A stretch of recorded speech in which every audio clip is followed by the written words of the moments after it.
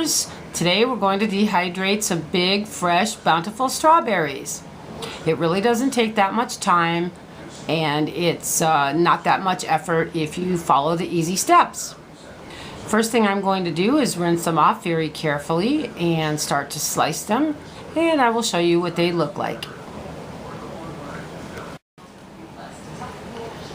Then I just cut the end off and try to slice them as uniformly as I can, starting from the bottom and going downward. You'll see how nicely sliced that is, and they're nice and thin so that they'll dry properly.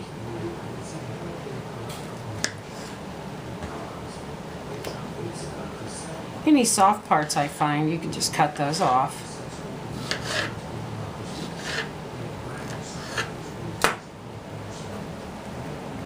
So the next thing I do is get some lemon juice and just sprinkle it on the berries.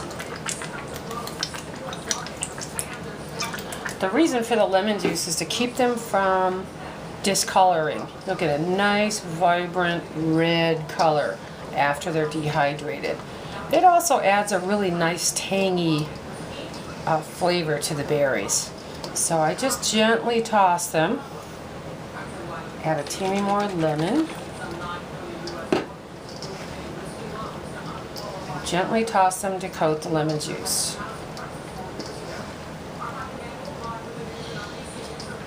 So they're just a little bit sticky. Okay, the next step is to gently start to place your berries on your tray, and they work better if they're not actually touching on the tray.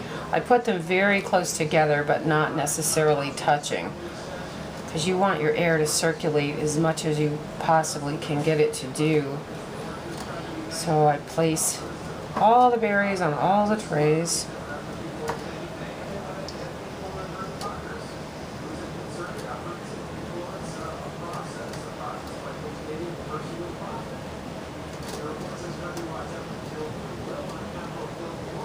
It really does pay to have the cleanest screen that goes on top of the rack.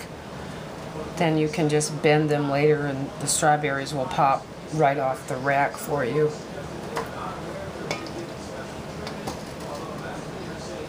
And I just spread them out like this. These are great for strawberry fruit smoothies, strawberries and cream, strawberry daiquiris, strawberry parfaits.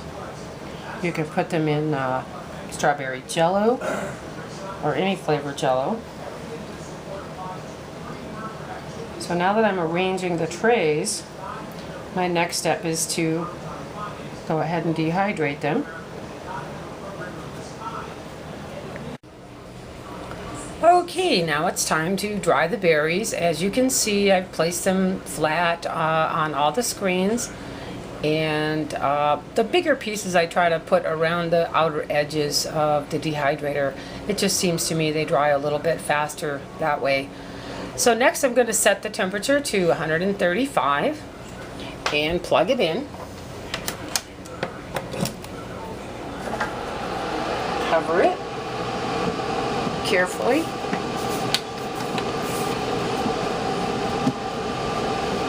And now they're dehydrating. I'm going to show you the finished product in just a little while.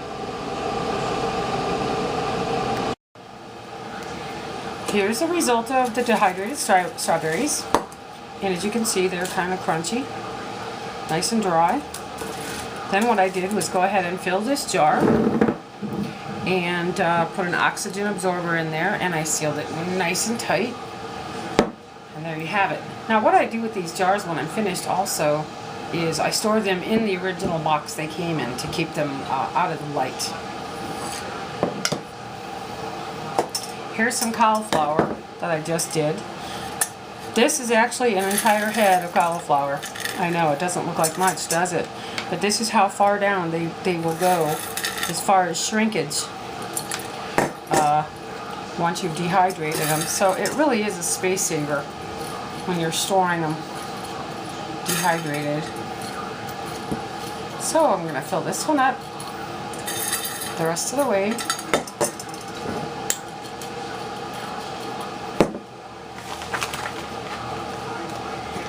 oxygen absorber, so it gives me room to screw on the top. Nice tight. Okay, so here's my cauliflower. I also did some broccoli, and as you can see, it turned out really, really nice. It's very green.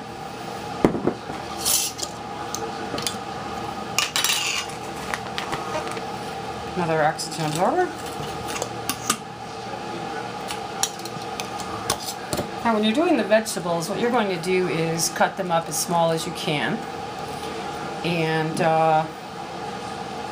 then you're going to blanch them. So you can either steam or boil them. I have a tendency to quick boil them simply because I do so many at a time that my steamer doesn't have a high enough capacity to handle as much as a big pot does with boiling water. What I do is bring the water to a boil, then drop the vegetables in. Then what I'll do is pour ice water over it to stop the cooking, and then pat it dry, and then go ahead and proceed to dry your vegetables.